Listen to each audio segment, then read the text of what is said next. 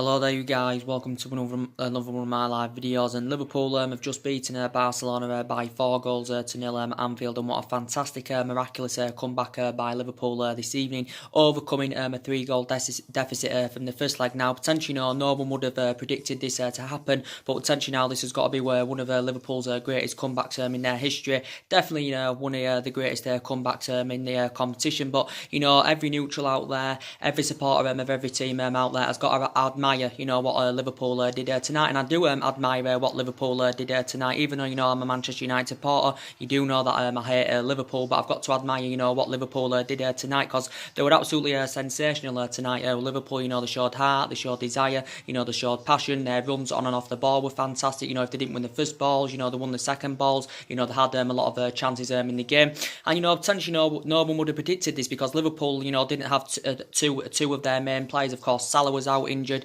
Firmino was out injured, so you wouldn't have thought Liverpool, would have come back from a 3-goal deficit, but they have done it this evening of Liverpool. But they were really, really good this evening. Liverpool, they passed the ball very, very well. I thought Trent Alexander-Arnold had a really, really good game for Liverpool. I think he's been a Liverpool player since the age of 6, but he's only 20 years of age now, so he's still very, very young. Is Trent Alexander-Arnold. He had a really, really good game. Dick Origi for Liverpool. He scored twice for Liverpool. Wijnaldum came off the bench and scored twice for Liverpool. But yeah, Liverpool were absolutely fantastic tonight. They showed heart, they showed desire, they showed passion. Because I think Liverpool, are basically, thinking now probably, the title is out of their grasp. So obviously, obviously now they want to go for that Champions League. Obviously now they've got to the final. Now this is their second time they've got to the final in 2 years. Liverpool, of course, Liverpool got to the final last season against Real Madrid, but obviously, lost the final against Real Madrid. But Liverpool, were absolutely fantastic this evening. They passed the ball very, very well. They showed heart, they showed desire,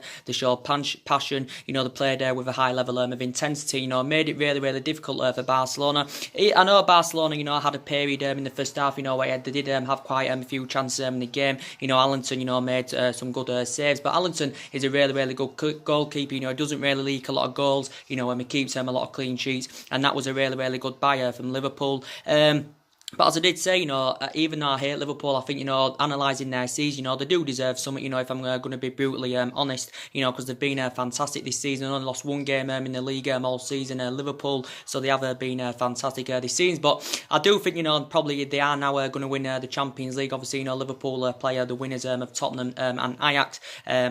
But yeah, Liverpool were sensational this evening. But Liverpool, got that early goal, through Dico Origi, and that, gave Liverpool some confidence. And then after that, Barcelona, looked nervous. But then Barcelona, started going into the game. They started having some chances in the first half. And then potentially the second half comes, of course, actually Andrew Robertson came off through injury. So Wijnaldum came on in the game. And I think he got 2 goals in space of 2 minutes for Liverpool. And, it was absolutely fantastic indeed. I think one of the goals was a header from Wijnaldum, which was very, very good.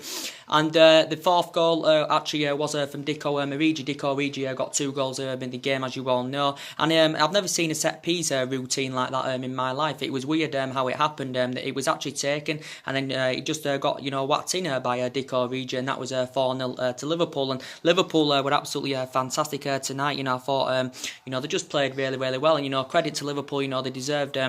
They deserved that victory tonight. But, reflecting back on the first leg, I thought, as I did say, I gave them a reaction the other week on the first leg, and I said Liverpool, were really, really unlucky. Salah, hit the post in that game. Milner had a couple of chances in the first half of that game at the Camp Nou. You could say, Barcelona had a great chance for Ousmane Dembele right at the end of the first leg, to make it 4-0 to Barcelona.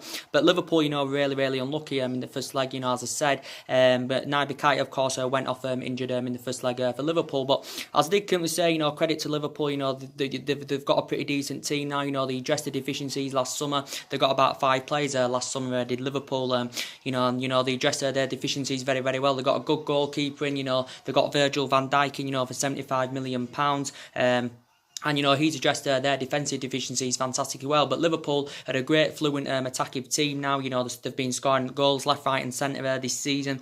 I'm tempted, they could still possibly, win the Premier League. As I said, maybe Brighton, Brighton are maybe capable of getting some off Manchester City. Of course, Liverpool go at home to Wolves at the weekend. And definitely, Liverpool are going to win that now. But I'd say now Anfield is a fortress in the Premier League and Europe, especially. But Liverpool, of course, have won the Champions League 5 times. And of course, they're going for their 6th Champions League. They were unlucky not to win it last season because obviously they got to the final against Real Madrid. I think in that game, Salah came off injured, but I did think Liverpool would have had the chance in that, especially Salah being out, Firmino being out there, 2 main players. But yeah, Liverpool were absolutely fantastic this evening. And Trent and Alexander-Arnold, put a great performance in. Shaqiri put a good performance in. I think Shaqiri also got an assist for Liverpool. Trent Alexander-Arnold got 2 of the assists for Liverpool. But Liverpool were absolutely fantastic tonight. But you would have thought Barcelona would have scored tonight. Because Barcelona have got a lot of quality in their team.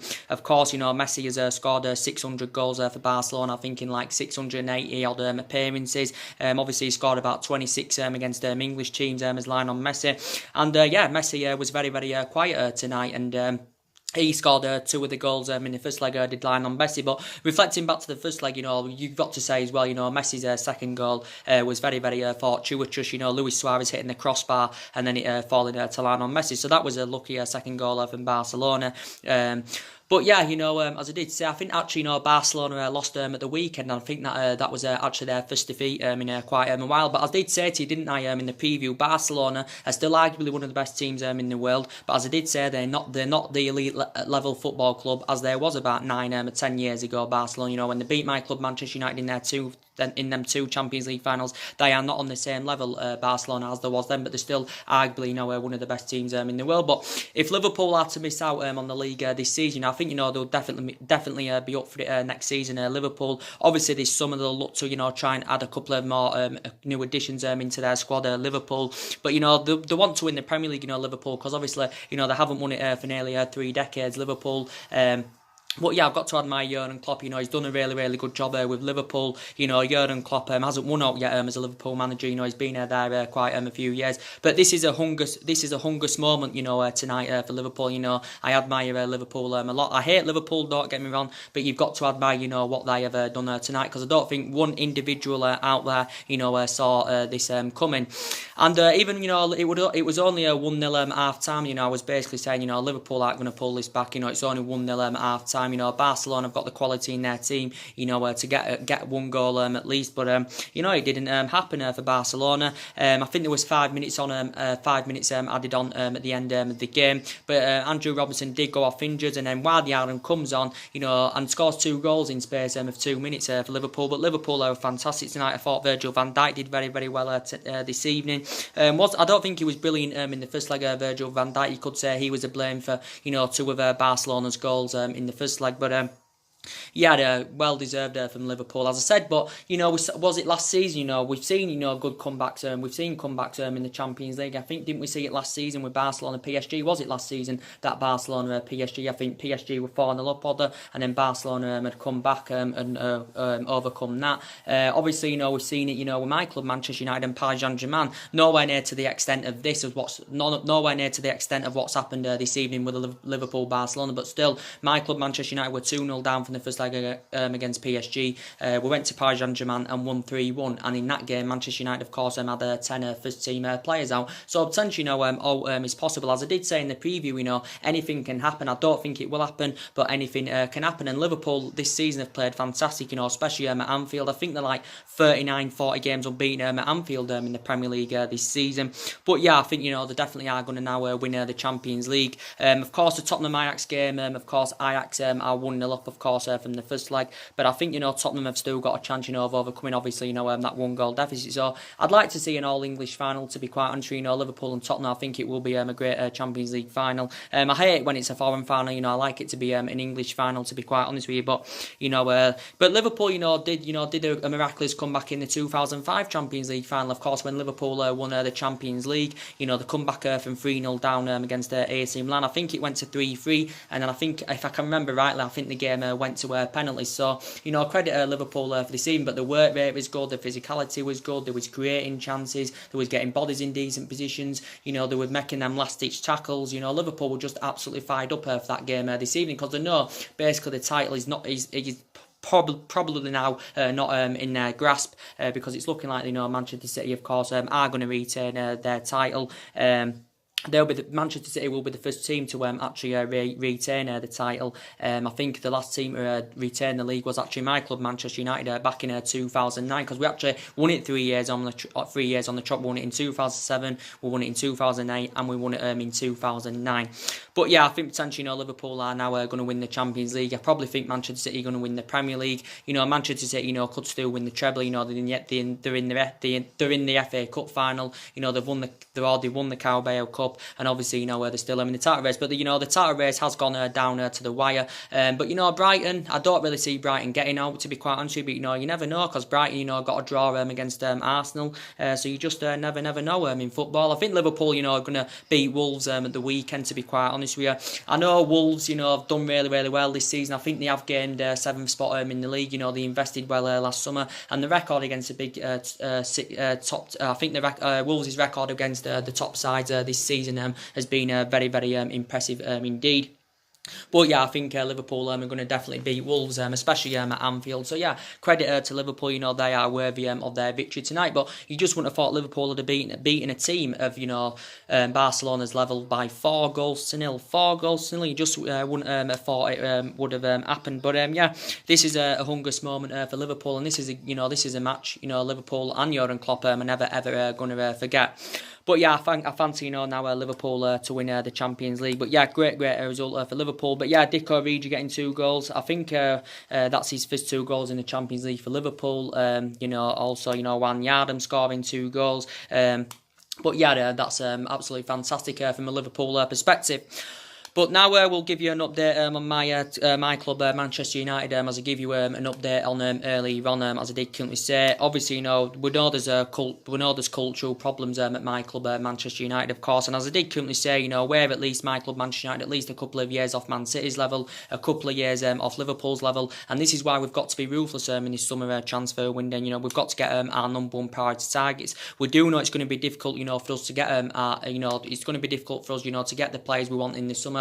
Because obviously, we're not in a Champions League football for next season. But Ole Gunnar Solskjaer, still believes, we can attract players to the highest level. This is what Ole Gunnar Solskjaer believes, we can still attract players to the highest level, even though we're not in a Champions League football for next season.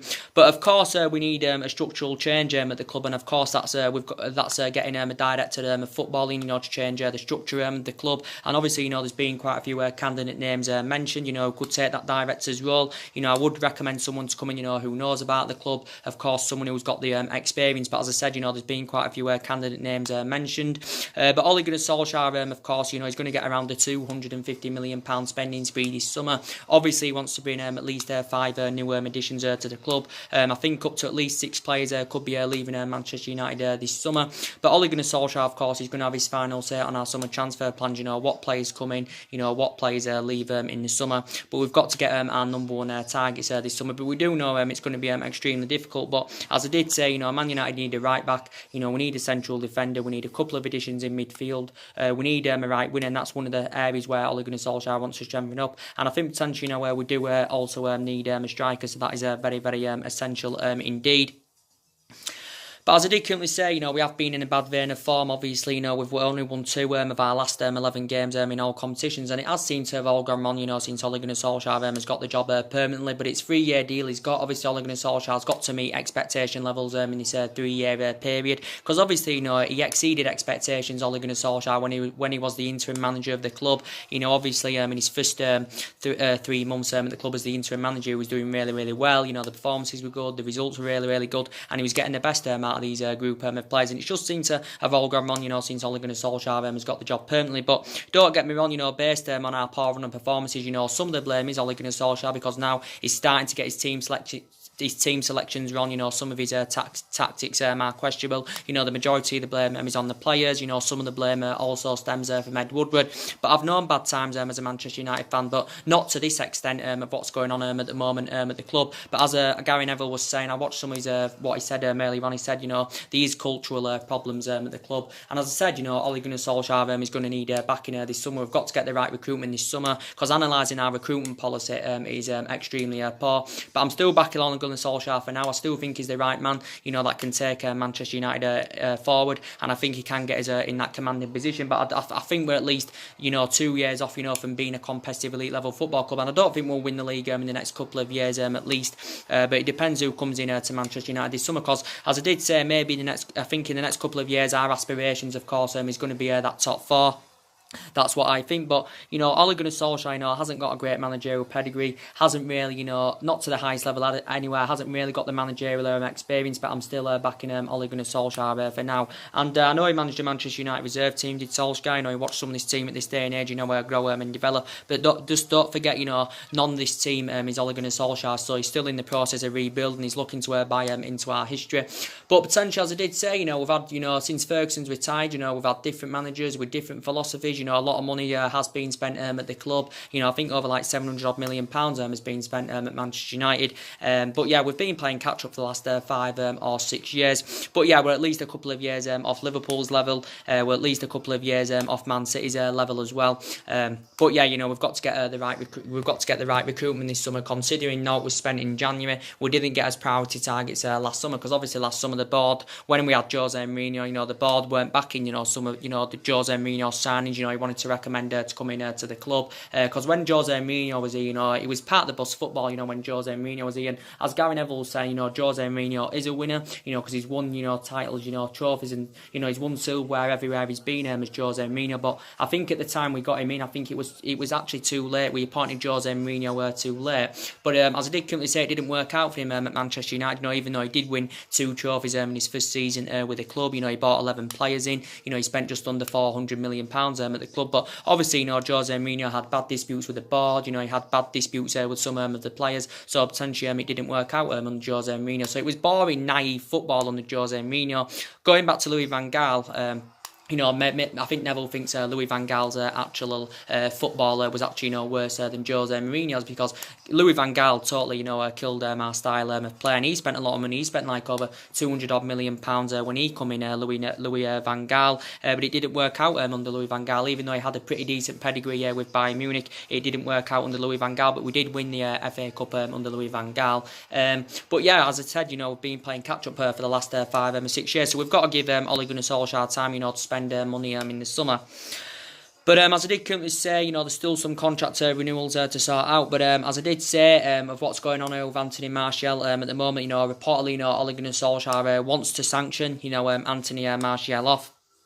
Ole Gunnar Solskjaer wants to sell Anthony Martial, because recent reports have been saying that Anthony Martial has infuriated Ole Gunnar Solskjaer. I think Ole Gunnar Solskjaer is reflecting on Anthony Martial's bad attitude in training. Anthony Martial, of course, I think now he's into his 4th season as a Manchester United player. Anthony Martial this is his 4th season at Manchester United. You know, Manchester United got him as a 19-year-old. Obviously, you know, we got him from Monaco for around, was it 36 million? We got him in a deal, I think, worth around £36 million. Actually, you know, rising up to £57 or £58 million, you know, based on goals and achievements. And Martial, you know, when we got him in his first season, you know, he was very, very good. Was Anthony Martial, and he's still got immense talent. You know, he's only 23 years of age, as Anthony Martial. You know, he's still got a lot of years ahead of him. I don't think he's emulated to that level yet, but at least in the last couple of months, you know, Martial's performances have been really, really poor for Manchester United. And yeah, in the last couple of months, they've been really, really poor. He's been so inconsistent. Obviously, Martial hasn't played in the last couple of games for Manchester United. Didn't even get named in his squad against Huddersfield. But, you know, earlier on this season, you know, Martial was in really, really good form for Manchester United. But at least in the last couple of months now, Martial has failed to replicate that. And I think Ole Gunnar Solskjaer is considering getting rid of him this summer. So Solskjaer will listen to offers for Martial this summer. But going back last summer, I think actually, you know, Jose Mourinho actually, you know, I think actually, Jose Mourinho actually wanted to sell Martial last summer, but I think, Ed Woodward had stopped this deal, it stopped this materialising, so Martial remained loyal to Manchester United. Of course, the club give him a new 5-year contract term as well, but I think, Martial could be another player that's added onto the list that could leave Manchester United this summer. So there has been a lot of talks about that going on in the media in the last couple of days.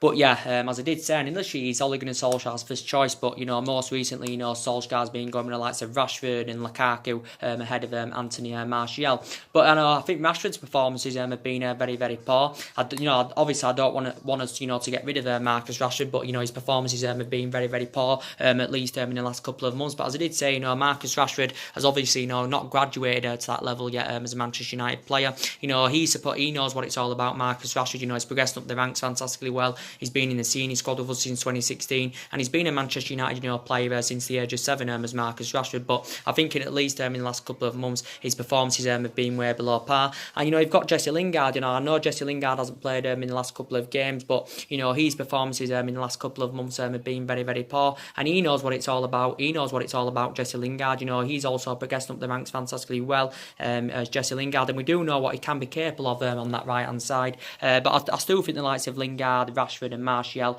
are the long-term solution, but they are the short-term problem, of course, because based on their poor run of performances. But as I did currently say, and as I did say, we need quite a few additions in that midfield as well. I think definitely Paul Pogba, of course, he's leaving Manchester United in the summer.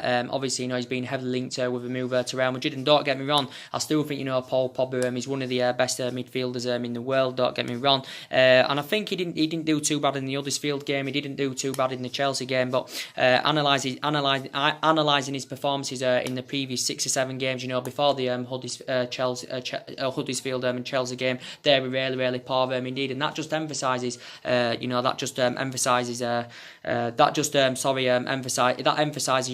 longer wants to be at the club, Paul Pogba. But Paul Pogba, of course, has still got over 2 years left on his deal with Manchester United, with an option of a further year, so call it 3 years. I think Manchester United have been in negotiations to try to get him a new contract, but I think from Paul Pogba's perspective, he wants to leave the club. He's told Man United teammates he's intending on leaving the club this summer. Ole Gunnar Solskjaer has actually spoken to Paul Pogba, and Ole Gunnar Solskjaer insists he'll be at Manchester United next season. But for me, maybe at Manchester United, he's not playing amongst world-class players, and maybe from Paul Pogba's perspective, he wants to play to the highest level, wants to be up there challenging and wants to be winning trophies, and Manchester United are at least a couple of years off, getting back to that level. But yeah, I think if Paul Pogba, does go to Real Madrid, it will create a better platform for Paul Pogba, and of course it will help Manchester United. It will help us with our transition. It will help us with our rebuilding process, because we could get at least 120 or 130 million pounds for Pogba. There is reports coming out saying that Manchester United want around 160 million pounds for Paul Pogba, but reportedly Real Madrid are not willing to pay up to 160 million pounds for Paul Pogba. Real Madrid are not willing to pay up to 160 million pounds for Paul Pogba because maybe I don't think Real Madrid, can afford to pay 160 million pounds for Paul Pogba. But obviously, Zinedine Zidane this summer, of course, is emphasising his targets, but he's identified 2 of his targets, and it's obviously, he's identified 2 of his top targets, and that's obviously Paul Pogba and Chelsea's Eden Hazard. But as I did say, Paul Pogba, was talking a lot about Real Madrid, quite a few weeks back, and that just indicates he's not intending on spending the rest of his playing career in England with Manchester United. And Paul Pogba's 26, of course, he's still in his prime. He's still got a lot of years ahead of him, but it's still looking like he's going to be going to Real Madrid in the summer. Reports are coming out saying that Real Madrid were reportedly not willing to meet his £290,000 a week wage demands, wages. So potentially, it did say Paul Pogba would have to take a pay cut, to join Real Madrid. But I think Paul Pogba is going to Real Madrid in the summer, and for a number of weeks now, his agent Raiola has been in the process of finding him a new club. Obviously, he was heavily linked to a move away from Manchester United last year. Obviously, based on his bad relationship he had with Jose Mourinho, and Pogba got one of his best wishes in that aspect. Jose Mourinho getting sacked from the club. And in his first 3, when Ole Gunnar Solskjaer was the interim manager in his first 3 months, we saw the best of Paul Pogba, because obviously, he was one of our most influential players. But last year he was linked with Juventus, his former club. He was linked with move to Barcelona, but I think he's going to Real Madrid in the summer. So we've got to now emphasise a couple of targets, that could replace Paul Pogba, because I said if we can get at least 120, 130 million pounds for him, you know, we can get a couple of players with that money. And so as I did say, you know, if we can sell the likes of Pogba, Lukaku, you know, we could get around £200 million there, maybe even more than £200 million.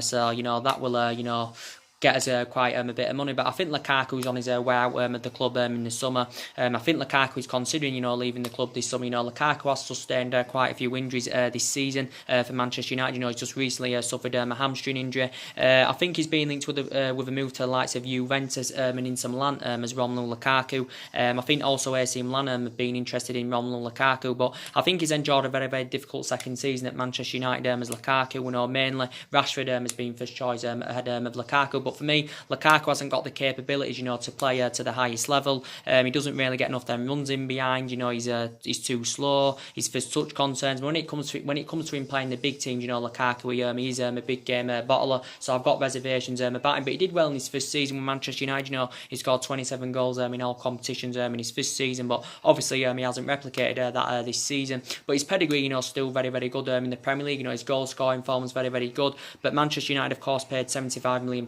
for him, plus 15 million in add-ons, which had risen the deal to £90 million.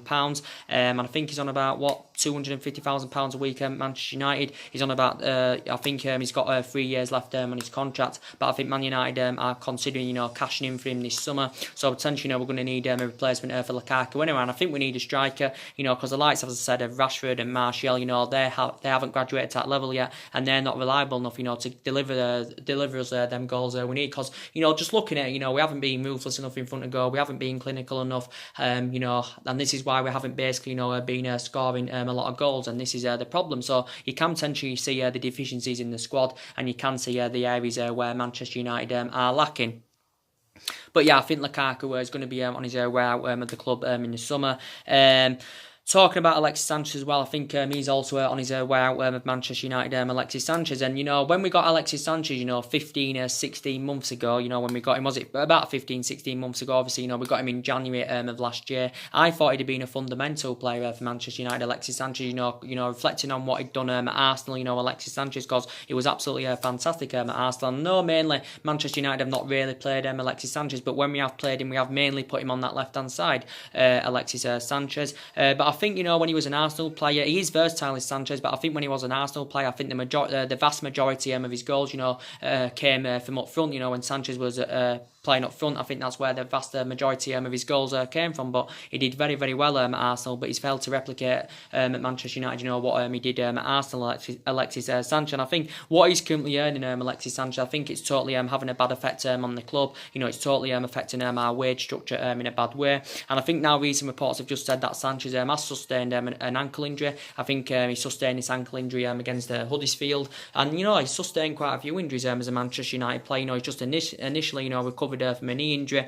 But I think Man United are willing to pay half of Alexis Sanchez's wages off, you know, so we can get rid of him in the summer. But he's one of the problems at Manchester United is Alexis Sanchez. And obviously in the past he's played under Pep Guardiola at Barcelona. So I thought it would have been a great signing for Manchester United, Alexis Sanchez. But it just hasn't happened. But let's be honest, he's 30 years of age now. He's no longer playing to the highest level. You know, he has lost that yard of pace. So we've got to get rid of him in the summer, because he's obviously the highest paid player at the club. He's the highest paid player in the Premier League as Alexis Sanchez. So we've definitely, you know, got to get rid of him. We do obviously know that that Ander Herrera, of course, is leaving the club in the summer. So obviously, you know, we're going to need a replacement for him. And I think, you know, we need 3 new additions in that midfield if Pogba goes, and it's looking likely Pogba's going. And I think, you know, we definitely, you know, need a centre defensive midfield. I think we need a box-to-box midfielder. But there has been quite a few midfielders, you know, that Manchester United have been interested in. And, you know, I'm actually, you know, very, very disappointed indeed, guys, if I'm going to be quite honest with you. You know, what's going on with Bruno Fernandes, because I think now he's on the verge of joining Manchester City, is Bruno Fernandes, because there has been reports coming out of the media today. There has been reports circulating out of the media today. I think they were coming out of the media yesterday, saying that Manchester City are closing in on a deal for Bruno Fernandes. It did say Manchester City have been in talks with Sporting Lisbon over around a £42-43 million deal for Bruno Fernandes.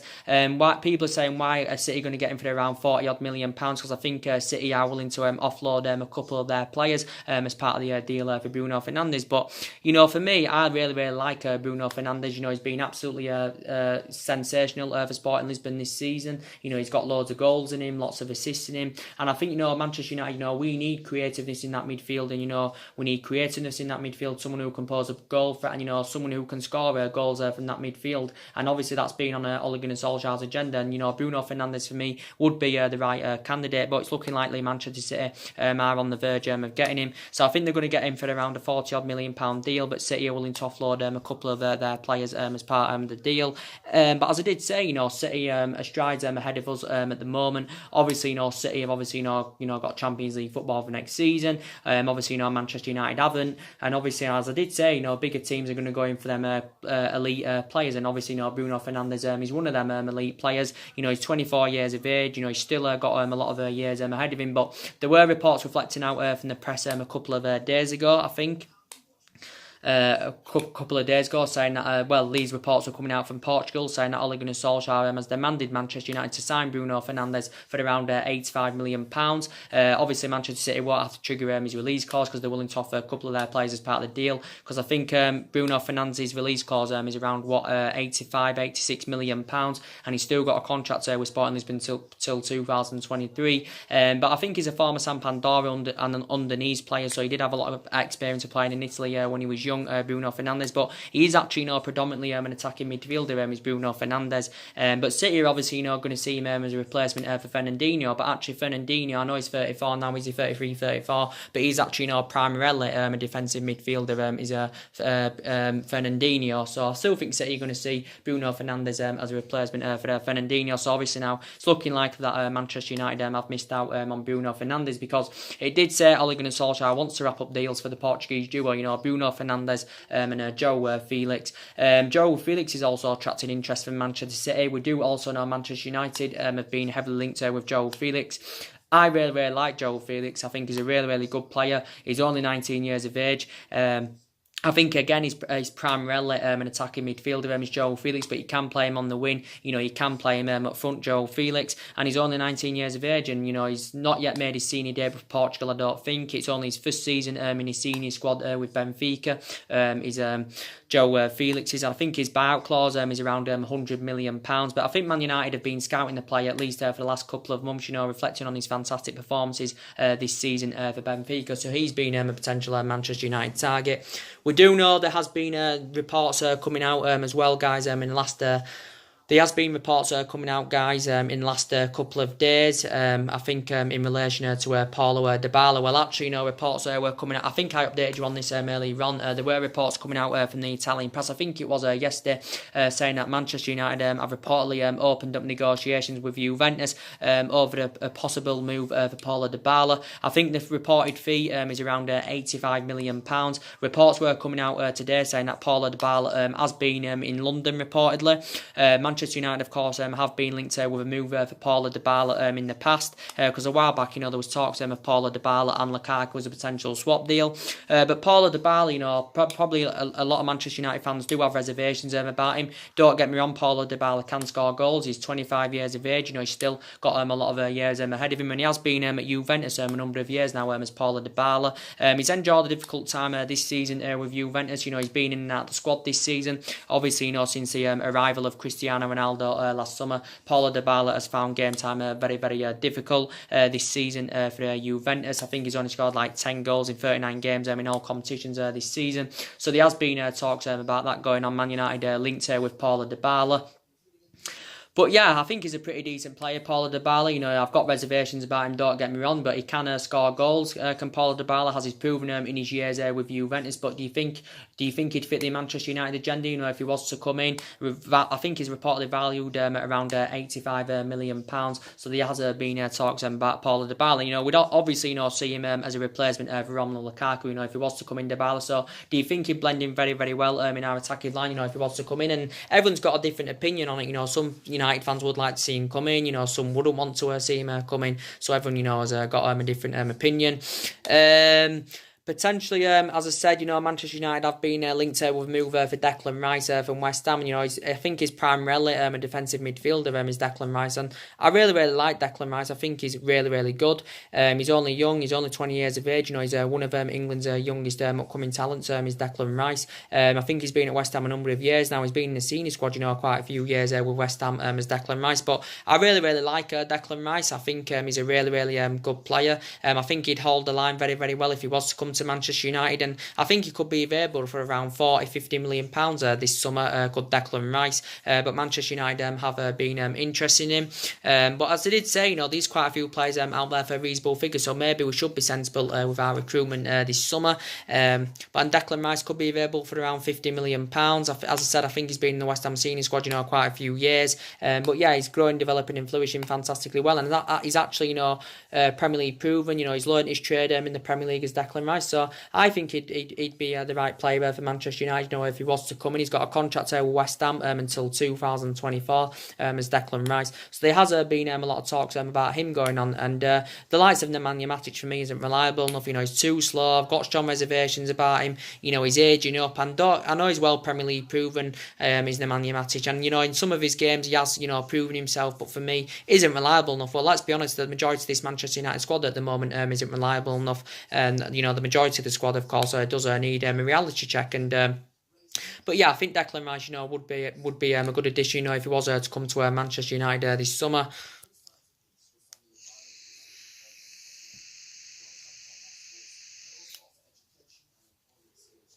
If he was to come to Manchester United this summer, I think he'd be absolutely fantastic indeed. So yeah, we have been linked with quite a few midfielders. Obviously, we do know that Manchester United, of course, want to bring a right back in, and we definitely need a right back. Obviously, we do know one player that's leaving for certain, and that's obviously Valencia in the summer when his contract expires. Because obviously, Man United had a decision, to trigger that extension, but obviously Manchester United opted against that decision. So we know Valencia is going to leave when his contract expires in the summer. He's going to be leaving on a free transfer. But I admire his fantastic career at Manchester United. He's been a good servant here. This is Valencia's 10th season at Manchester United, so he's been here a decade. He's made over 300 appearances in all competitions, won everything here domestically. I think he won the Matt Busby Player of the Year award back in 2012. Obviously, when Valencia was a lot younger. But obviously, I think we should maybe give him a farewell appearance, for the last game against Cardiff, because as we all know, he's leaving in the summer. But yeah, he's been a fantastic servant for the club. Initially lost his players in the team. I think he's obviously been out for the majority of the season with a calf injury as Antonio Valencia. But reports came out the other week saying that he has returned back to training as Antonio Valencia. And it did say he could feature maybe in one of these games.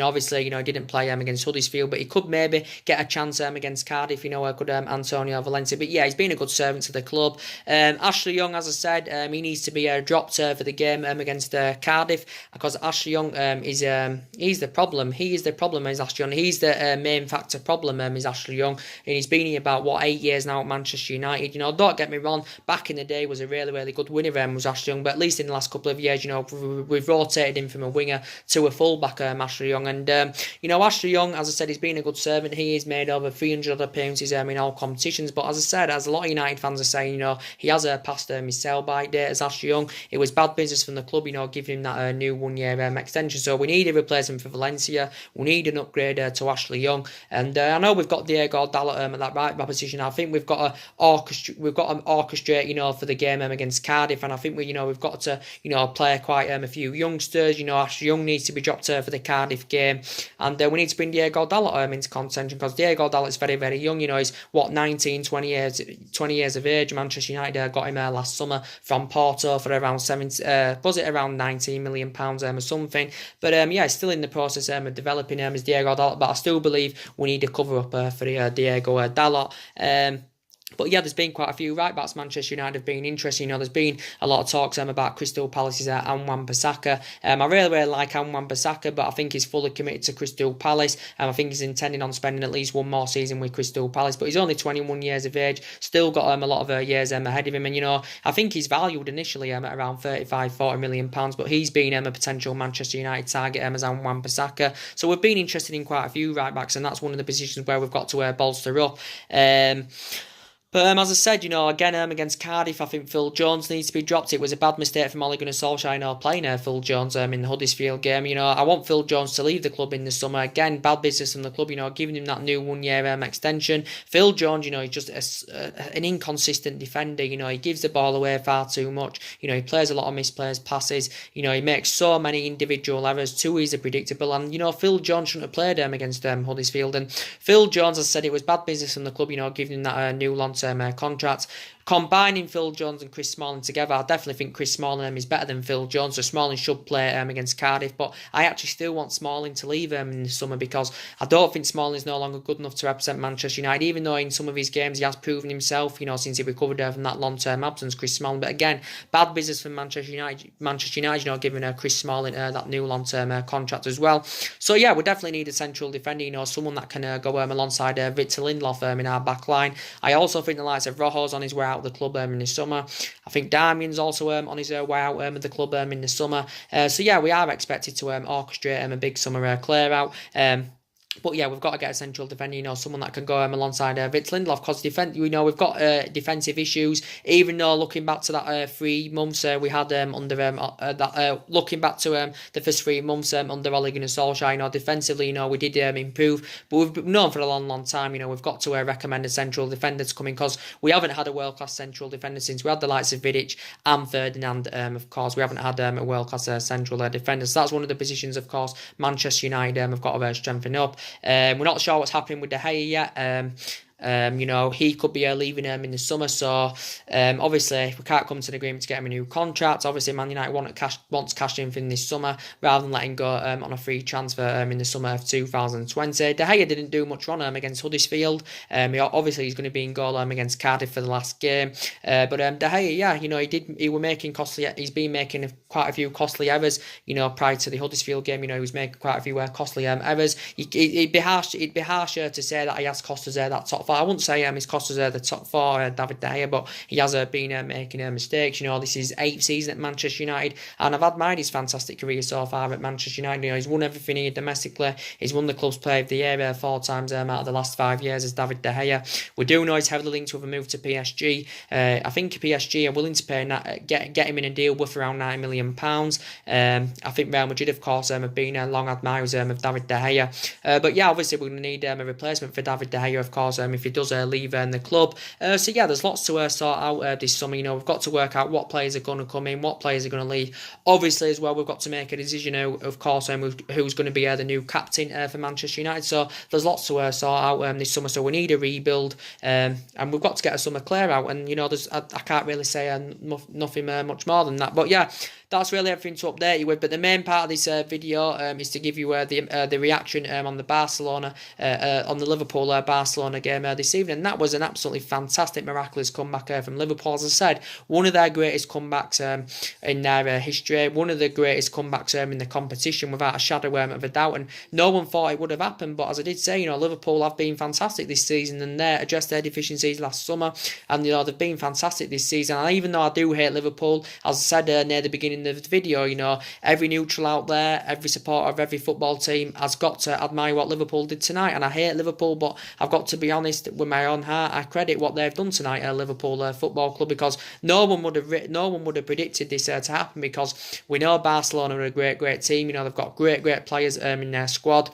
They're one of the richest clubs in the world. They're a well-established club. But yeah, and it happens in football. And like I said in the Liverpool-Barcelona preview, I don't think it'll happen, but you never know in football. As I did say on the, from the first leg, I said, when Barcelona won the first leg 3-0, I said it will be a different game at Anfield, because Anfield, of course, is a fortress, especially in the Premier League this season. Now it's a fortress in the Europe. And Liverpool, yeah, credit to Liverpool, and that's all I can really say. So anyway, guys, drop your comments below. I'm on the channel. If you do, consider subscribing to my channel. As always, we'll be back tomorrow with some more live videos. So take care. God bless, guys, and I'll see you all again very soon. Thanks for watching.